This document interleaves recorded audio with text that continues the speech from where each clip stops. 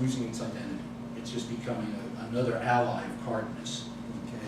So these centrifugal forces are really pulling apart, from Moscow's point of view, the Communist Party. Okay? A little bit later, in early 1939, the head of the party at that time gives a report to a Congress, the Seventh Congress of the Communist Party, in which he underscores the importance of the Popular Front to fight fascists, U.S. imperialists, reactionaries, etc. And he actually refers to Cardenas's ruling party as a People's Front party. Okay? And he makes some critical comments about individual Trotskyists, but the Comintern representative says, the comrade is not completely concerned with the issue of the struggle against Trotskyism in the ranks of the working class of the Communist Party. So Laporte, the head of the party, thinks he's doing a good job, probably. But Moscow's saying, no, that's not the way you do it. You know, you don't abandon your principles to a bourgeois president, as progressive as he may be, and you have to train this party. You have to teach him about Trotskyism, what the dangers are. Okay? So what was happening then is that Moscow's looking on from afar. It's becoming very concerned about what's happening in the Communist Party. They had accepted large numbers of people, what Moscow referred to as mechanical admissions, and they said that mechanical process means that spies and provocateurs and Trotskyists can join the Communist Party and sow havoc, wreak havoc, right? They point out that even in our own ranks, there are comrades who do not understand the counter-revolutionary role of Trotsky and hold a liberal attitude to it. So the party is working itself into a hole in Moscow. What really blows it apart for the party comes in August 1939. The Nazi-Soviet Non-Aggression Pact, or Molotov-Ribbentrop Pact, however you know it, Germany's invasion of Poland, and the onset of World War II create a real problem. A lot of people in the world react very viscerally and negatively to the Nazi-Soviet Non-Aggression Pact. And this creates a dilemma for the communists in Mexico. Okay? The official view from Moscow was that the war was now an imperialist war between the Germans and the British and the French and the British being major imperial powers here. Okay? Communists in Mexico didn't view it that way at all. They were slow to pick up on the party line. They referred to the war as an effort to subordinate the world to German imperialism. And it was particularly harsh in its condemnation of the German invasion of Poland. In fact, it announced, quote, the slogan of all people of the world and above all of the working class is to support unconditionally the Polish people and their just war against fascist aggression. The sympathy of the Mexican people is with the Polish people. That was true, okay? But Moscow was at the same time preparing to liberate Eastern Poland, and they didn't see it this way at all, okay? That was it. Not only did the Mexican party start to, lose support within Mexico, but it lost the confidence of Moscow. And so Moscow sends this fellow we met, Vittorio Codevilla, to Mexico. His job is to see what the hell's going on in the party, and it's especially important because refugees from the Spanish Civil War are starting to move into Mexico. Okay? Some of them were communists, some were Republicans, or all sorts of different types. But they were actually beginning to come into Mexico in 1939. Okay? So Codevilla's mission is to find out what's going on. Now, he was already predisposed to being critical of the party, but what he found surprised even him. Okay? He had a series of meetings with top officials that revealed what he called a series of political problems, organizational confusion, and sectarian tendencies. These alarmed him, so he writes that he called a meeting of the top 25 people in the party, and he said, what they said at this meeting was a real revelation. I'll give you a quote. Okay? The worst vices of bourgeois politicians were corroding the party, and the party had completely lost its proletarian features. This explains its passivity, its lack of authority, its loss of influence and effectiveness, its loss of identity. Okay?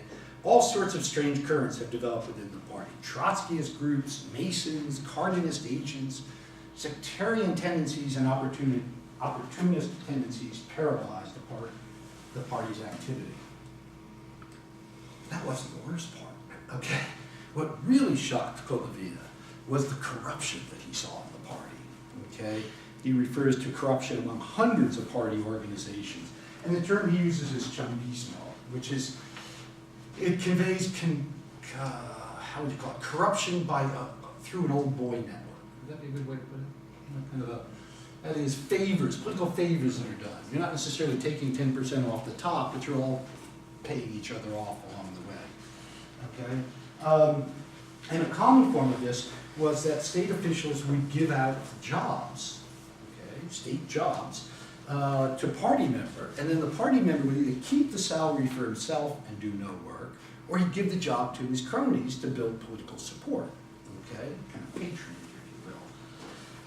So Colavia noted that so widespread was this practice that at any given moment, almost all of the leaders and functionaries of the party, that amounts to about 45 people, received salaries of teachers without being a teacher and without doing any work. Okay?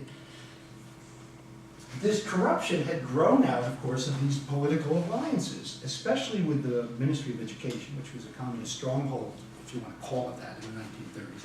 Conservatives always called it that. But they had good connections in the Ministry of Education. Okay? In other cases, provincial governors, in order to win Communist Party support or labor peace, would dole out these jobs. Okay? On the promise that they wouldn't oppose the provincial governor's policy on X or Y, though, as Colavia says, these policies are contrary to the interest of workers and peasants. As if that weren't bad enough, Colavia is really shocked by the morality of the party. Okay? Now, my impression of Colavia is he's kind of a tight ass. Okay, I've watched him, in various places, and that's actually an academic term for seriously repressed. But anyway, I may be wrong, because he was in Argentina and he apparently was a reasonably good flamenco dancer. I'm not sure of the two. I haven't sorted this out. Okay. But in any case, he's really shocked by the drunkenness and what he calls sexual promiscuity that has reached such a level that Comrade 14, he refers to comrades only by numbers, okay? Have not yet found who 14 is or 7, haven't found the code. Sexual promiscuity has reached such a level that Comrade 14 had at his disposal various women that he used in order to attain his corrupt aims, in complicity with the leaders of the party and unions. In the Women's Commission and the party apparatus, there have been in our today sexually promiscuous women and lesbians. Many workers will not bring their women to the party for fear that they will be contaminated by this atmosphere of corruption. Okay? Now, I've tried to get a grant to do field research, but I've found no promiscuous women outside the party headquarters. It was money well spent. But anyway, okay. So, and what upset Colavia more was that the party accepted this. They thought this was normal kind of behavior. And, he said such activities, such ideas and activities make it clear why this, what he called the liberalism towards Trotskyism, okay, was inculcated from above. His concluding assessment was very grim. The Mexican Communist Party, does not function like a communist party as it is known in other countries. In my life of militance, I have known difficult situations in the party, but never have I seen such corruption and political decomposition. The most lamentable aspect is that such a situation in the party was not known precisely until now. His recommendation, twofold. One side was destructive. Conduct a thorough purge, a review of party members, and a purge of those who are not fulfilling what they're supposed to do, and get rid of the leadership in the process. And then the second was constructive. That is what he called a policy of proletarianizing the party from the top to the bottom and helping to educate them politically and ideologically. Moscow took both recommendations to heart.